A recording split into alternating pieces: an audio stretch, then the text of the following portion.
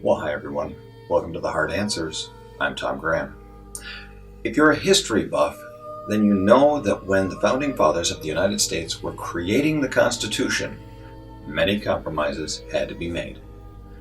Because the states were independent nations unto themselves, in order to get both large and small states to join the country, the Great Compromise was made, which created our bicameral Congress and our electoral college system. But another compromise was also made, the 3/5 Compromise, which officially recognized slavery in the United States and at the same time classified slaves as property, not persons protected under the Constitution, but property. Many in the North were vehemently opposed to slavery at the time, but understood forming a nation was more important at that historical juncture.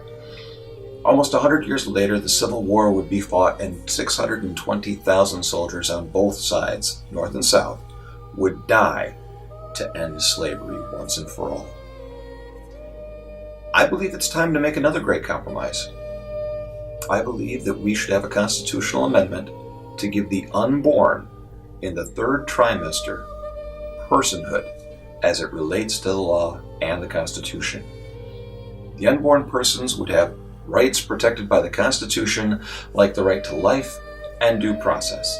If the pregnancy creates an immediate threat to the mother's physical life and the baby cannot be saved, an abortion can still be performed in defense of the mother's life.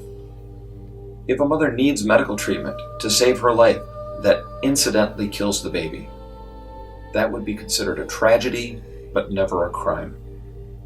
However, a doctor and a mother could be found guilty of murder if an abortion was performed in the third trimester when the mother's life was not in immediate danger. Rape and incest cases would need to be aborted in the first 2 trimesters. It would still be considered murder to abort even them in the third trimester. After being born, the mother would still have the option of giving her baby up for adoption by simply leaving it at a police station, a fire station, or a hospital, no questions asked. Planned Parenthood in 43 states would be completely unaffected, and abortion would be constitutionally recognized, just like slavery was in the 3/5 Compromise.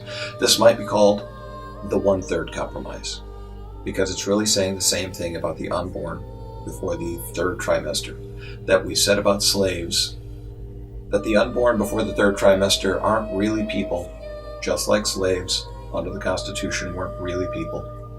They were property. I want this amendment because even though out of all the babies aborted, only 3% are aborted in the third trimester, 660 children are aborted each year, meaning the amendment would immediately save the lives of nearly 20,000 children each year. What's more urgent? Trying to save a couple dozen people from mass shooters each year, or saving 20,000 children each year? They're both important, but which is more urgent? The abortion debate is an incredibly complex set of arguments, ranging from its place in history, its place as an institution, what rights the unborn has, what rights the mother has, what rights the father has, the proper balance between state governments and the federal government, what the religious implications are, and finally, what the legal implications are. The arguments supporting the right to abortion are very similar to arguments for slavery. Specifically, the unborn is my body, and as such, my property to do as with what I want to. And the unborn child is not a person protected under the Constitution. 43 states of the United States find third trimester abortion so intolerable, they've made laws banning it. Most people say when a woman is raped, abortion is absolutely tolerable. Although it's not the baby's fault that the father raped the mother, most agree that forcing a rape victim to carry and give birth to her rapist's child is unjust. Not only does he continue to control her life and maybe even get joint custody for 18 years, but she is also forced to help him have a child. It's immoral and unjust to force a woman to bear her rapist's child, and at the same time, aborting an innocent child is always immoral and unjust. Aborting a forced pregnancy is both just and immoral at the same time. The government is not there to determine what is moral, but they are there to determine what is just. If women were forced to carry all pregnancies to term, men might rape women just to procreate. It's not as far-fetched as it seems. This actually happens in certain polygamous societies where young men are plentiful, but the women are scooped up by the wealthy, leaving the majority of young men sexually frustrated and with few options to procreate. Slaves who didn't want their children to be born into slavery aborted justly. If you can barely feed yourself because your region is overpopulated, abortion might be just.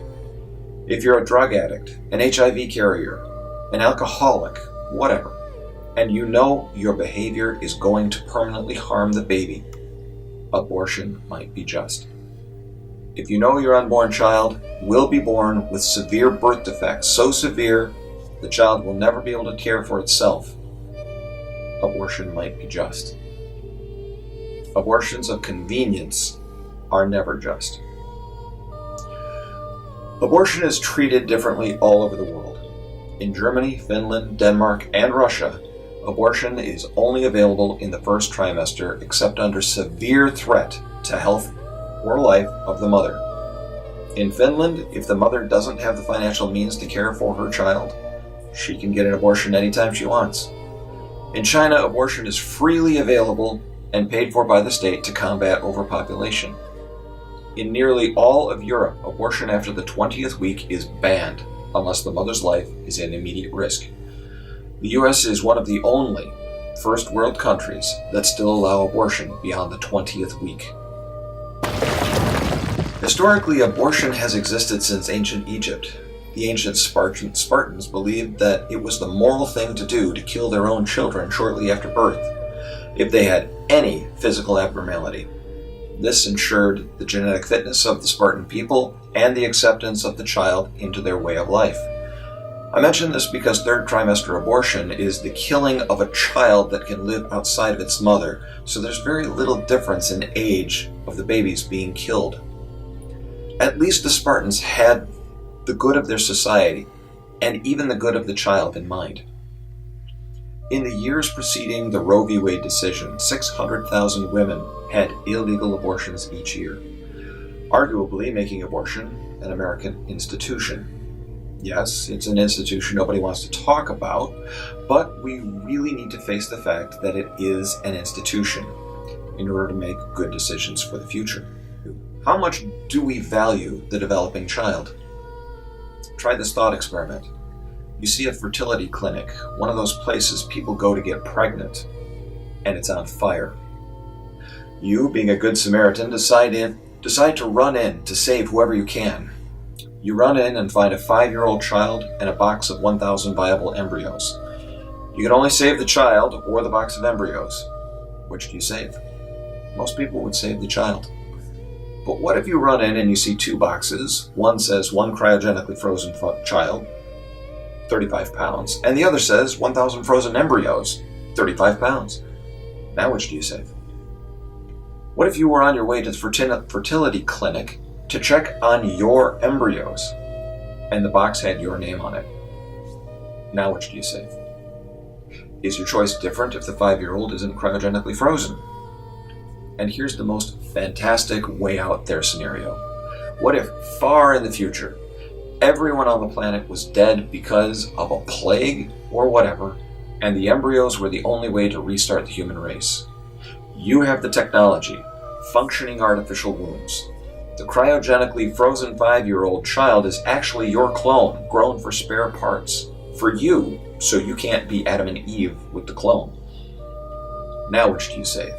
The 5-year-old clone of yourself, or the embryos that will repopulate the world?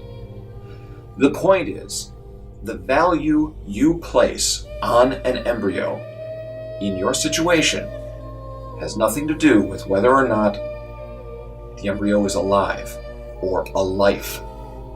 Each embryo is a human being at an early stage of human development and is a life regardless of how much you value it at the time. Scientifically speaking, fertilization is the first stage of human life.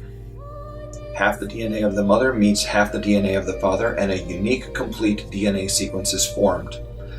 After sex, typically sperm meets egg between 45 minutes and 12 hours later. However, sperm can survive in a woman up to 7 days, making it possible to conceive 7 days later. Within 24 hours of the egg being fertilized, it divides into 2 identical cells, and successful fertilization has occurred. Scientifically, this is now a separate living entity in the first stage of human development. In other words, it's a living human being meeting all scientific criteria for life. The cells then double about every 12 hours. After 7 days, the ball of roughly 2,000 cells burrows into the uterus and implants and continues growing until it's born. I'd like to take a moment to describe a legal term. It's called compelling interest. That is, what interest does the government have in something or some event that allows them to compel you to do something or to not do something? For instance, the government has a compelling interest in your child's education and requires them to be educated, or you will face criminal charges. The threat of the government sending you to jail compels you to send your child to school or homeschool them, even if you don't want to. Back on topic. 50% of all fertilized eggs do not implant in the uterus, and if they don't implant, they will necessarily die naturally. So obviously the government should not have compelling interest in the fertilized egg until the egg is at least implanted in the uterus. This is why many legislators have no legal objection to the pill or the day after pill, which simply prevent the fertilized egg from implanting in the uterus. About 40% of all eggs that do implant in the uterus will naturally miscarry themselves due to the millions of complexities of developing human life. So literally 80% of all fertilized eggs will either not implant or will naturally miscarry. In fact, the woman Roe in the Roe v. Wade case lost her baby naturally while waiting for the case to be decided. Scientifically speaking, when a fertilized egg doesn't implant in the uterus, or a pregnancy miscarries, or is aborted, a human life dies. A fetus will actively try to avoid pain at 8 weeks. However, the nerves that link these pain receptors to the brain develop and are complete by the 20th week. The same age when most countries ban abortion unless the mother's life is in danger. The youngest premature birth that survived, Micah Pickering, was born at 22 weeks of gestation. The second trimester ends at 26 weeks of gestation. Once born, almost every species of mammal will set aside malformed offspring, so they will starve and die. Those that survive are typically killed by their peers. This is natural and intended to ensure genetic fitness of the species. Human beings seem to be the only species that have evolved beyond trying to preserve genetic fitness by weeding out genetic abnormalities. Although Stephen Hawking wasn't diagnosed with motor neuron disease until he was 20, had he been diagnosed pre-birth and aborted, our scientific knowledge of the universe would have been very negatively impacted. Speaking of science, science is pursuing fetal stem cell research for the progression of medical knowledge, the ability to save countless lives and relieve suffering by using the discarded tissue of aborted children or of no longer wanted embryos. Of course, saving lives and curing disease is wonderful, but no one in their right mind would embrace the utility of harvesting the organs of a healthy person who does not consent in order to save the lives of 100 other people. Many scientists insist that they're just trying to turn lemons into lemonade, making the best out of a bad situation, but turn a blind eye to the free market incentives of fetal tissue recovery, and more importantly, the fact that adults can consent to having their tissues donated to science, but the unborn cannot. Getting consent from the mother that just killed her own child is questionable at best. If a husband just murdered his wife, should you ask his permission to to harvest her organs to save lives. That borders on the macabre. Statistically speaking, before Roe, it is estimated that about 500,000 illegally induced abortions occurred annually in the United States. It's estimated that 59 million abortions have been performed in the United States since Roe, and 1.72 billion worldwide since 1977. The number of legal abortions in the U.S. peaked in 1990 at 1.4 million per year. Today, about 670,000 abortions happen each year. In 2013, 91.4% of abortions were performed before the 13th week of gestation. About 3% were in the third trimester, about 20,000 per year. There's a myth that abortion caused crime to go down. 18 years after the Roe v. Wade decision made abortions legal, all crime in the U.S. started to drop and is now down over 50% from the levels of 1973. Some have theorized that legal abortions reduced the population of unwanted children growing to adulthood, thus lowering overall crime 18 years later. The problem with this theory is that the reduced rate actually came from an age group of criminals that were born 8 to 10 years before the Roe v. Wade decision. The fact of the matter is that crime went down globally around the same time, regardless of the abortion legislation happened to be in those different countries. From a religious point of view, human life starts at conception, and abortion is always wrong. Depending on the religion, a soul enters into the unborn anywhere from conception to birth. Some describe the quickening when the baby starts moving around as the time that the soul enters. Others actually say male souls come in around 40 days and female souls around 90 days. Some say it doesn't happen until the 4th month, but all religions seem to agree that an unborn child should not be killed intentionally under any circumstances. Rape and incest are not exceptions because the child has committed no sin, and it is a grave injustice for it to be punished for the sins of the father, regardless of any ill effects on the mother. Some Muslim doctrine says that if the woman feels she must abort it and does it in the first 40 days before ensoulment, it's a far lesser sin. However, most religious doctrine also stipulates that if a mother needs medical treatment to save her life, and that medical treatment kills the unborn, that is not the same as abortion. It is not actively killing the unborn. The death of the unborn is a side effect of trying to save the mother. From a societal point of view, in a state of nature, we were born with the right to steal, to rape, to enslave, and to kill, even to kill our own babies. A state of nature is a brutish, ugly existence. We loaned our right to kill to the government in order to live in a civilized society with each other. Now the government gets to decide when it's okay to kill. It's almost always okay to kill in self-defense. Some states have the death penalty, some states allow euthanasia, and every country in the world reserves the right to go to war and kill each other. Murder is illegal killing, but as I've shown, there are plenty of ways to kill legally. Abortion has been an institution in the entire world for thousands of years. The mother has historically always decided when it was okay to kill her own baby. The modern-day institution that most people think of when talking about abortion is Planned Parenthood. They not only provide abortions, but also STD education, contraception, and prenatal care to ensure the baby you keep is healthy. Most people see the value in Planned Parenthood, and the societal good seems to outweigh their immoral acts in most states. However, in those 7 states that allow third trimester abortion, Planned Parenthood is performing them.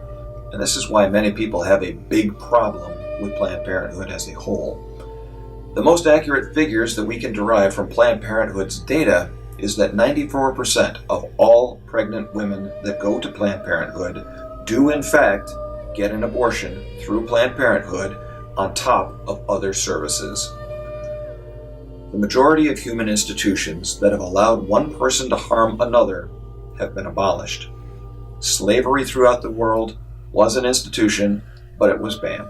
Pederasty in ancient Rome, man-adolescent male sexual relations, is now also banned.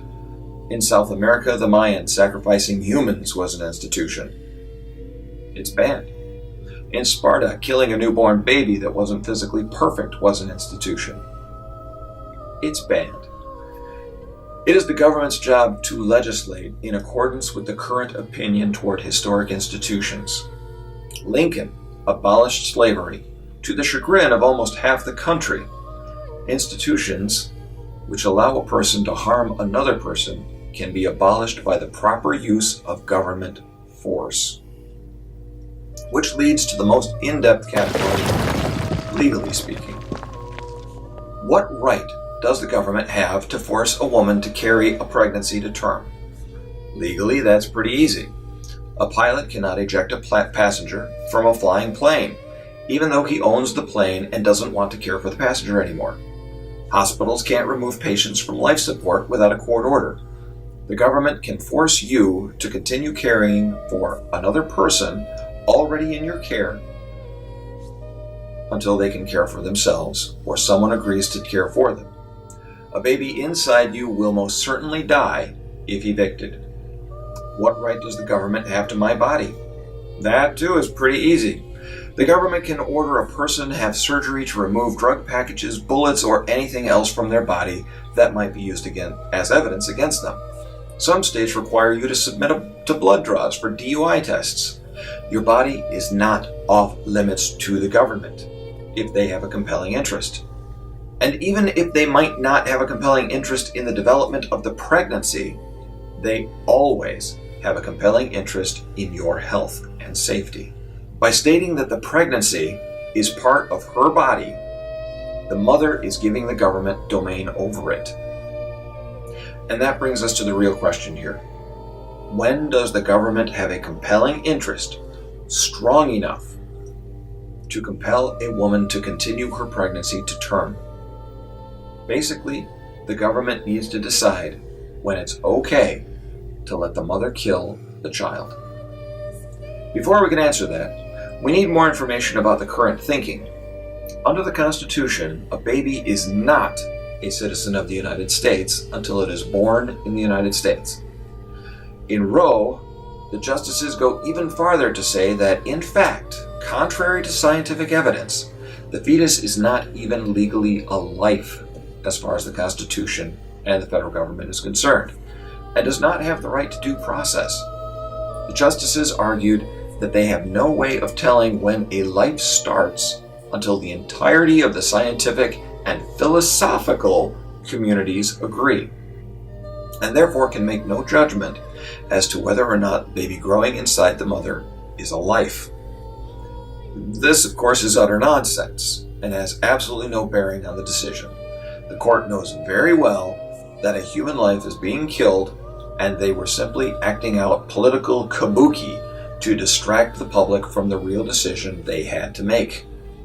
That it was okay to kill a human in the womb, and that the human has no constitutional rights until it is outside the womb. The Supreme Court then had to connect the woman's right to an abortion to her implied right to privacy, which other rights have been attached to, like decisions about child rearing, contraception, marriage, and termination of medical treatment, euthanasia. In doing so, the justices were balancing historical institutions with science and law, similar to the way they did in the Dred Scott case. In Dred Scott, a slave sued for his freedom, claiming the Constitution made all men equal, and he was indeed a man, born in the United States, and therefore a citizen, protected by due process and equality under the law. But the court had to side with the slave owners because the Constitution recognized slavery as a historical institution. So the court's hands were tied. The Roe court may have felt the same way, that their hands were tied by an institution as well. So what authority does the government have to compel a citizen to carry the non-person? In Roe, the Supreme Court says the right to an abortion is not absolute and has to be balanced against the state's countervailing interests in preserving the health of the woman and in protecting the potential life of the unborn child. The state's interest in preserving the health of the woman becomes compelling and thus weighty enough to support state regulation of abortion under the strict scrutiny standard of judicial review after the first trimester, which is the stage of pregnancy when abortion becomes as dangerous to the mother as carrying the child to term. The state's interest in protecting the potential life of the unborn child only becomes compelling after viability, the stage of pregnancy when the unborn child is capable of independent life. At the end of the second trimester, the baby becomes viable and can thrive outside of the mother with little medical assistance, incubators, ICUs, feeding tubes. At this point, in 43 states, it is illegal to abort the pregnancy unless it is posing an immediate threat to the life of the mother. The mother and the doctor will need to discuss if surgical removal of the baby is possible without killing the baby and if abortion will save the life of the mother. If carrying the baby is going to kill you, for instance, your liver and kidneys are shutting down, legally, at that point, abortion is self-defense. The third trimester starts at 26 weeks. The youngest premature baby to survive to adulthood was 22 weeks old. In the case Planned Parenthood of Southeastern Pennsylvania versus Casey, 1992, the court reaffirmed Roe's central holding but abandoned its trimester structure. The court permitted states to require informed consent before abortions, a 24-hour waiting period, and parental notification for minors, but held that states may not place an undue burden on the woman's right to an abortion. Eventually, science will develop inexpensive, mass-produced artificial wombs, and it will make all fertilized eggs viable outside of the mother. We will also develop tests that can predict not only genetic disease, but how likely a pregnancy is to miscarry. We will also develop abortion procedures that are safe and effective at any stage of pregnancy. Scientific advancements will fundamentally change the way we view abortion. Here are some additional relevant facts. The government should not be religiously based. It must find compelling, objective reasons to make and enforce laws that compel people to behave within governmentally defined standards, or rely on historical institutional norms, or rely on current popular opinion towards those historic norms. The U.S. was justly founded on the premise of breaking away from the institution of royal sovereignty. The Civil War, in great part, was fought to abolish the constitutional institution of slavery. Any mother can legally abandon her child after it's born and walk away. She can drop it off at a police station, a fire station, or a hospital without any paperwork or explanation. But in most states, fathers cannot voluntarily abandon their children. Even if they legally voluntarily give up all of their rights to the child, they still have the legal obligation to financially support the child if the mother chooses to keep the child. Abortion has been a societal institution for thousands of years, just like slavery was. Until recently, children were considered the property of their father. In 1874, the ASPCA, the American Society for the Prevention of Cruelty to Animals, protected a human girl, Mary Ellen McCormick, who had been whipped and stabbed in the face by her mother, arguing in court that animals had more rights than human children. This started the children's rights movement. The Unborn Victims of Violence Act of 2004, Public Law 108-212, is a United States law that recognizes a child in utero as a legal victim.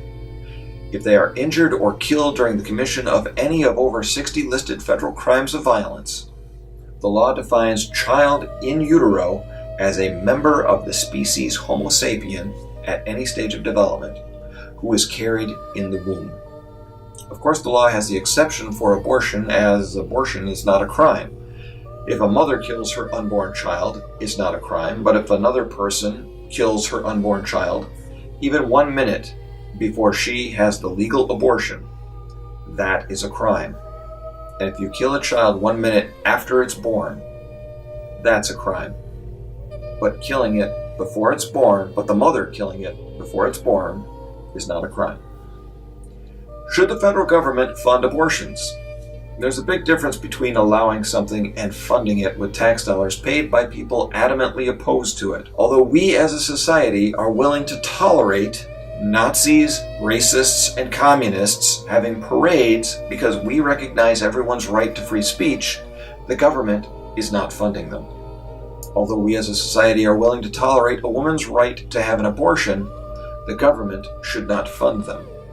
The only thing you are entitled to in your right to an abortion is the federal government's protection from local governments that would make it unduly burdensome to have an abortion. You are not entitled to free abortions. I believe we as a society need to make another great compromise, the 1/3 compromise. Yes, we'll also need to recognize abortion as an American institution to stop the needless killing of over 20,000 babies per year, just as we recognize slavery as an institution to achieve the higher purpose of creating our great nation. 43 states already ban third-term abortions unless the mother's life is in immediate danger, with few other exceptions like rape, incest, or fetal abnormality, so it shouldn't be difficult to ratify such an amendment. I also believe in pragmatism. Which is more urgent? Trying to save a couple dozen people from mass shooters each year, or saving 20,000 children each year? They're both important, but which is more urgent? Please click the subscribe button to see more videos like this. If you disagree with me, please leave a comment. My ears are always open, and I learn new things every day when people disagree with me. I'm Tom Graham. I'll see you next time on The Hard Answers.